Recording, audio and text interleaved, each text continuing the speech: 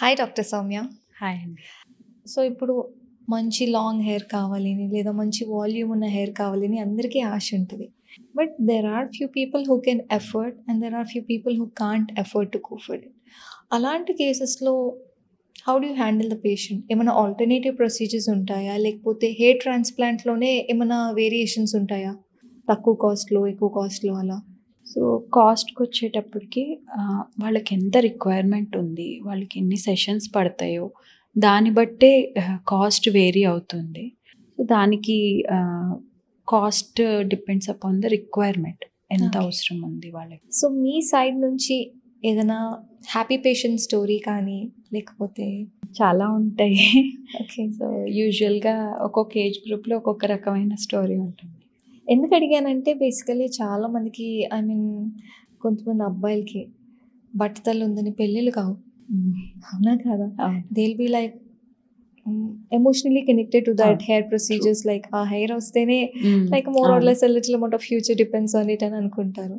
So అలాంటి happy stories ఏమైనా ఉన్నాయండి? ఉంటాయి.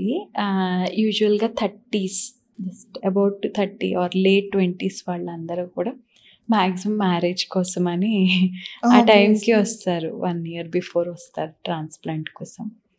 సో వాళ్ళు ఆ కాన్ఫిడెన్స్ లెవెల్స్ చాలా చేంజ్ ఉంటుంది. ఆ ఐ కాంటాక్ట్ గానీ, పేషెంట్ ఫస్ట్ వచ్చినప్పుడు అసలు మన వైపు పూర్తిగా చూసి కూడా మాట్లాడలేకపోతారు. చాలామంది అలా ఉంటారు. సో వాళ్ళు చాలా బూస్టప్ అవుతుంది కాన్ఫిడెన్స్ లెవెల్స్. గ్రోత్ వచ్చే కొద్దికి వాళ్ళలో చాలా సాటిస్ఫాక్షన్ లెవెల్స్ ఉంటాయి. 40s వాళ్ళు ఎక్కువగా వాళ్ళ కిడ్స్ కోసం లేకపోతే ప్రెజెంటేషన్స్ Yeah. చేసేటప్పుడు కొంచెం కాన్ఫిడెన్స్ బూస్టప్ కోసం చేయించుకుంటారు. సో బేసికలీ ఇప్పుడు లేట్ 20s ఆర్ ఎర్లీ 30sలో హెయిర్ ట్రాన్స్ప్లాంట్ చేయించుకోవాల్సి వచ్చింది. అదొకటే ఆప్షన్ ఉంది కాబట్టి చేయించుకున్నారని అనుకుందాం. డౌన్ ద లేన్ ఒక 5 ఇయర్స్, 10 ఇయర్స్, 15 ఇయర్స్ అయ్యాక ఆ టైం స్పాన్లో ఏమన్నా మళ్ళీ రికరెంట్ హెయిర్ లాస్ ఉండి మళ్ళీ కండిషన్ ఇదివరకట్లా అయ్యే ఛాన్సెస్ ఉంటాయా? ఉండొచ్చు కొంతవరకు. సో ఏంటంటే ఇనీషియల్‌గా లేట్ 20s ఆర్ 30s వచ్చేటప్పటికి యూజువల్‌గా హెయిర్ లాస్ స్టెబిలైజ్ అయిపోతుంది. ఓకే. బట్ ఆ తర్వాత వాళ్ళు ఎలా మెయింటైన్ చేస్తున్నారనే దాన్ని బట్టే రిజల్ట్స్ ఉంటాయి. లాంగ్ టర్మ్ ప్రాపర్‌గా మెయింటైన్ చేసుకుంటూ, ఫాలో అప్‌లో ఉంటూ చేసుకుంటే చాలామందికి అది బావుంటుంది.